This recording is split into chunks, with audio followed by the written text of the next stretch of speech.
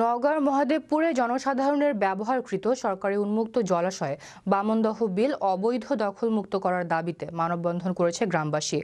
রোববার দুপুরে হাতুড়ি ইউনিয়নের মহিষবাথান বামনদহ গ্রামের প্রায় ৩ শতাধিক মানুষ এ মানববন্ধন করে। প্রভাব খাটিয়ে দীর্ঘদিন থেকে ১৪ একরের খাস এ বিলটি অবৈধভাবে দখল করে মাছ চাষ করে আসছে একটি মহল।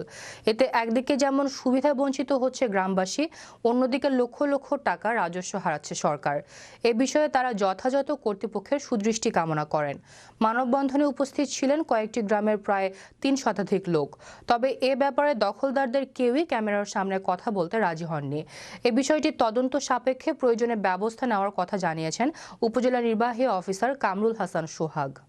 এই বিলটা সরকারি ছিল, সরকারি থাকেন সবাই মাছ মারে খাওয়া হতো, কিন্তু কিছুদিন পর বছর দশেক তিনি এই বিলটা কেউ বা কারা ডাকে নিয়ে এই মাছ চাষ করে তারা খায়, কাকু নাম বেড়া যায় না, জাল দড়ি আমাদের কার নামও দেয় না। এটা আমরা চাচ্ছি যে আবার সরকারি ইয়াতেই সবাই যেন মাছ মারে খেতে পারে। সরকারের ছিল দেখে আমরা সবাই চলাফেরা করতেছি। এখন গোসল দিবে আসলে মাছ ধরা বলে যে আমরা নিজ দিছি বা টেন্ডারে নিছি, কাক থেকে কোথায় থেকে কিভাবে নিছি আমরা জানি না, যাই না দেখা বিধায় আমরা কেউ নামতে পারি না বা নামতে দেয় না আমাদের কেউ। ৭৫ হয়ে গেল। এখন এই যে কয়েক বছর তিনি ওরা কোন জায়গার তিনি কি করে নেয়, সরকার থেকে নেয় না এমপি থেকে নেয়, এই যে মাছ চাষ করছে আমাকে আর তো জাল দড়ি ব্যবহার একটাও নামতে দেওয়া হয় না।